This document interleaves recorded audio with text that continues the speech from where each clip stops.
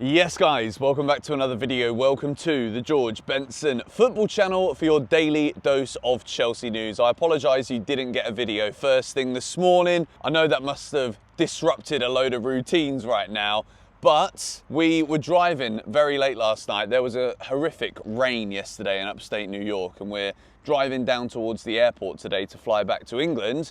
And it took 7 hours to drive even here. And last night I was just exhausted. So sorry I didn't get your morning video, but we have got loads of updates to go through today.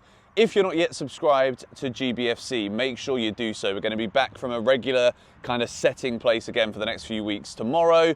And make sure you smack the like button if you enjoy the video. And if you do want to get yourself any of the Chelsea kits or anything from the Megastore this season, the discount code GBFC10 with the link in the description or the QR code on the screen gets you 10% off your order. So we're going to start today. We're going to do it a bit differently. We're going to start with the latest on Alexander Isak because it is very relevant to Chelsea Football Club. Liverpool opening bid for Alexander Isak was worth $120 million package plus add-ons. Newcastle rejected as they don't want to open doors at least until finding a replacement. And it's not guaranteed at this stage. Isak insists with Newcastle on his clear desire to join Liverpool. Now, the latest with Newcastle is they want Benjamin Sesko. But Benjamin Sesko is in a kind of Gordon Ramsay Hell's Kitchen situation. He's got to the final. But the problem is, at Man United, they don't serve food at Carrington anymore. So you can either open the door to the plush hospitality in Champions League at Newcastle, or you open the door to Manchester United where you've got to bring a lunchbox to work every day. So Manchester United are currently, surprisingly actually, favourites to sign Benjamin Sesko, which would mean that Newcastle would then have to look elsewhere for another striker target. Yoane Wissa of Brentford is another name that Newcastle are interested in, significantly lower than the price point that Chelsea have set for Nicholas Jackson, which is £80 million. Yoane Wissa is obviously a proven Premier League goal scorer. And as much as Brentford have said absolutely no, Brentford are losing everybody right now. So that situation could become very messy, which could elongate this process for Alexander Isak to leave Newcastle, because Newcastle, it's about whether or not they quickly turn and look at Nicholas Jackson and be like, that's the striker that we want. That's the striker that makes sense. And then for Chelsea, what would an acceptable offer be? We've been hearing 80 to 100 million pounds.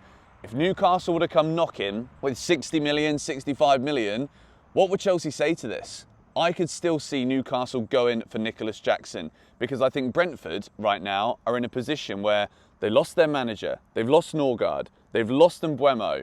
Brentford are a little bit screwed this summer, to be quite honest. And losing Wissa, I mean, where would the goals be in that team? Who are they going to buy to replace him? Brentford have been great with recruitment over the years, but they've also not lost everyone in one window. So I can still see Newcastle here going in for Nicholas Jackson. But Liverpool, first bid, 120 million plus add-ons, has been rejected. So let's see where Benjamin Sesko goes. But the rumours have been in the last 24 hours that he is veering towards Manchester United. Next piece of news, let's go into all of the Chelsea stuff now, shall we? Understand Jorrel Hato starts his medical as new Chelsea player later today. Documents completed by Chelsea and Ajax. Player undergoing medical, then set to sign contract valid until June 2032. Deal done, confirmed. This has obviously been an ongoing, I'm going to say saga, but it's not really ever been a saga. There's not really been any jeopardy in this deal apart from me and you sitting here thinking, why is it all gone quiet over there? Are we getting this deal done? Is Jorrel Hato going to become a Chelsea player? Medical's happening today. And I'll say this about Hato, because it makes sense to say it whilst he's about to do his medical. This guy is an absolute athlete. He's bombing all up and down the pitch on that left side for Ajax, can play obviously in both centre-back and left-back roles too. But I think the athleticism is what is going to maybe surprise a lot of Chelsea fans with Jorrel Hato. And once that deal is done, next week, we've obviously got to start looking forward to games again. And I don't know about you, but I do love the hustle and bustle of the transfer window. And obviously, there's so much going on. I'm updating you guys multiple times a day, which is great for the channel.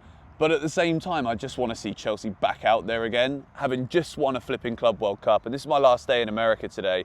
fly back to the UK later on this evening. And I'm in an empty car park, really. It seems like a bit of a letdown for a location for the final video. But I'm so excited with these new players that we've got coming in. Excited to see Gittins, Esteval in a Chelsea shirt, flipping Jorrel Hato now coming in as an option. We are going to have so many options next season for versatility across all different positions as we go for multiple trophies. Let's move now on the latest here regarding Alejandro Garnacho. Keen on joining Chelsea. It was his priority in January and he's still keen on the move this summer. Chelsea considering to bid later this month for Garnacho, as said for weeks, and he's waiting for Chelsea as priority despite bids from abroad. So obviously now it's the 1st of August. So we've been hearing about Garnacho to Chelsea since way back even in the flipping January transfer window, when he was clearly surplus, not wanted at Manchester United, not a part of Ruben Amorim's plans. I wouldn't say it means that he's not good enough to play for Manchester United. I think we need to get this clear on Garnacho, because stylistically there, and obviously the attitude now, he's got no money left in the bank for Manchester United, ironically, as a footballer getting paid a decent amount of money. He's not on crazy wages though, Garnacho, you know, but he doesn't really have any more time there because he's done the damage. This is what people are worried about at Chelsea. People are worried that Garnacho is going to come, behave in a similar way at Chelsea as he did at Manchester United. I don't think there's any place for that. I think at United, he's looking around and he's looking at that squad thinking, these guys aren't actually that good. There's a reason we're 15th in the Premier League table. I think I'm better than this, and I'm not getting the right opportunity from Ruben Amorim. Now, I'm not defending Alejandro Garnacho here, because if a club are paying you and you're contracted to them, you shouldn't be kicking up a fuss. You shouldn't be throwing your toys out the pram. There's ways to go about this in a professional manner, and I think that's what has kind of bypassed him a little bit. But at Chelsea, I am basically just accepting the fact that we are going to buy this guy. And if it happens, it's probably going to happen late in the window, because we have got so many players to offload. And I'm going to go through a list here of these players because there is tons of them.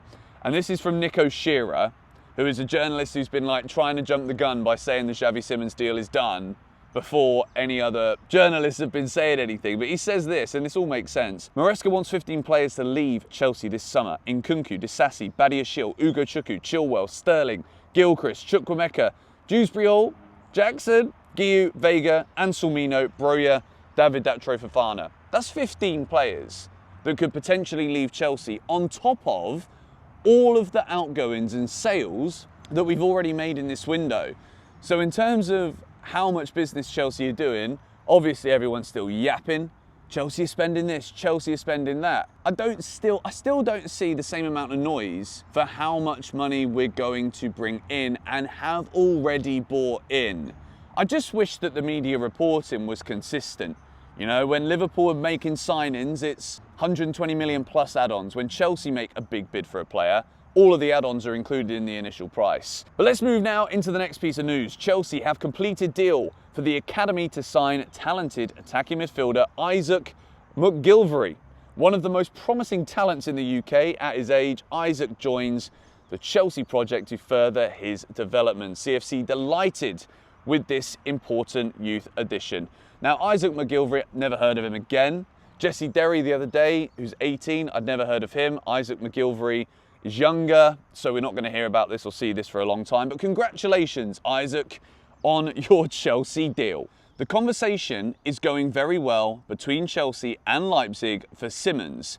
At this moment in the window, Chelsea are focused on selling as many players as possible and then attack on incomings. Now, this is one of the players that we are reportedly looking to offload in order to make space for Xavi Simons in the squad.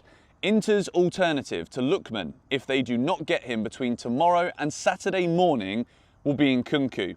There would be an issue with his high salary though. And this is from Matteo Moretto that was on Fabrizio Romano's Italian YouTube channel. So as I've been saying, right, Fabrizio Romano, we're all kind of like searching for scraps off of him for every single club right now regarding any deals in the transfer window.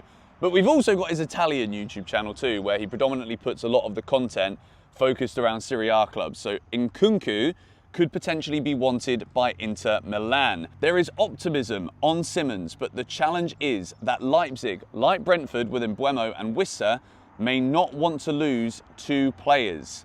So the first to go out of Xavi and Sesko may make the other player's price more complicated. Chelsea may move fast in the coming days because now is the best chance to get him for the 60 million number over the line.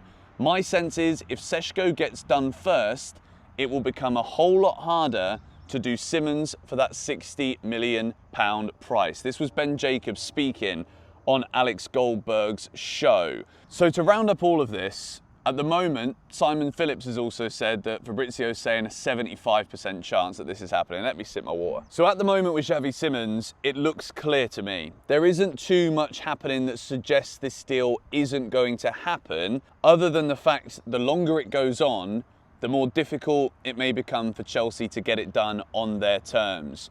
So my question would be for Chelsea, if we are taking this time with Xavi Simons and this deal, and 60 million is too much and we want to pay less than that because he's got 2 years left on his contract, if we are hearing this correctly and Benjamin Sesko goes to Man United before Xavi Simons potentially moves to Chelsea, if that price does rocket up for Xavi Simons, do we rule ourselves out for him and go for other targets? Is this about 60 million being too high within a budget for an attacking midfield signing, or is this purely based on what our valuation of Xavi Simons is? Does it mean then that we would potentially go and test the waters with an Aston Villa again for a Morgan Rogers? We know Rodrigo is still available. I know these names have been long gone, and I know we're not going to pay probably Rodrigo's wages. So I'm not changing the narrative right now. I still think Xavi Simons to Chelsea is something that sounds like it's going to happen, but there isn't any real major movement as of yet. Chelsea is still working on it. Chelsea is still looking to get it done, and then Garnacho would be an additional move later in the window. And again, market opportunity. We've spoken about this term so often on the channel this summer. A market opportunity could be Garnacho at the end of the window for about £30 million. Once Man United know what that new look attack is going to look like this season, Garnacho clearly doesn't want to stay there. Garnacho clearly wants to leave, so I fully expect that this will happen. There's also been an update here through Bobby Vincent, tweeted by Pice. Chelsea will sign a striker if Nicholas Jackson leaves, but I don't think he will. Chelsea are more happy with their current goalkeeper option. So those are 2 updates there from Bobby Vincent. Chelsea potentially looking to sign a striker if Jackson goes. There's just so many narratives flying around right now as to what is actually going to happen.